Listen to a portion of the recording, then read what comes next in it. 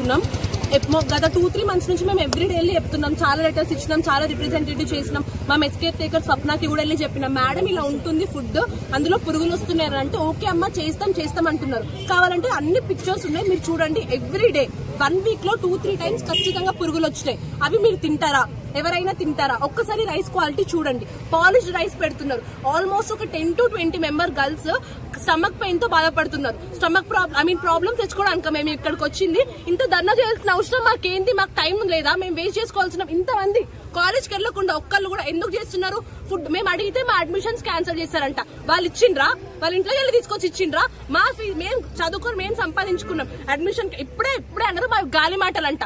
ఇంతమంది గాలి మాటలు మాట్లాడతారా? చదువుకుంది గాలి మాటలు మాట్లాడడానిక? పీజీ వరకు వచ్చింది గాలి మాటలు మాట్లాడడానిక? ప్రతి ఒక్కటి ప్రూఫ్స్ తోని పెడితే ఇవన్నీ ఎప్పటివా ఉంటున్నారు. చూడండి, డేట్ తో సహా టైం తో సహా పెట్టిన వాళ్ళు అందరు ఉన్నారు. బోండాల్లో మైదా పిండి వేస్తున్నారు, వాడిన ఆయిల్ మళ్ళా వాడుతున్నారు. క్యాన్సర్ రాదా? తెలియదా? చదువుకుంటే అయింది, ఇక్కడ వరకు వచ్చింది. వాళ్ళు ఆ మాత్రం తెలియదా? డైరెక్టర్ మేడం మొహం ఒక్కరు చూస్తే అడగండి. ఇప్పుడు చూస్తారు అందరు. ఒక్కలకి ఆ మేడం పేరేందో కూడా తెలియదు. మేము వెళ్ళడిగితే మా అడ్మిషన్స్ క్యాన్సిల్ చేస్తామంటున్నారు. గాలి మాటలు అంటున్నారు. ఇవి అన్ని మాటలు పడ్డాక మేము వచ్చింది. మాకైతే డైరెక్టర్ మేడం వద్దు.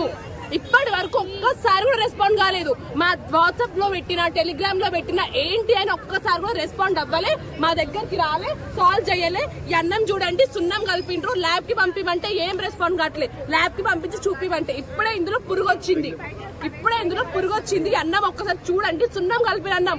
ఏమైతే తింటే కొంచెం కూడా తినలేకపోతున్నాం. రోజు హెల్త్ ప్రాబ్లమ్స్, రోజు మేము కాలేజ్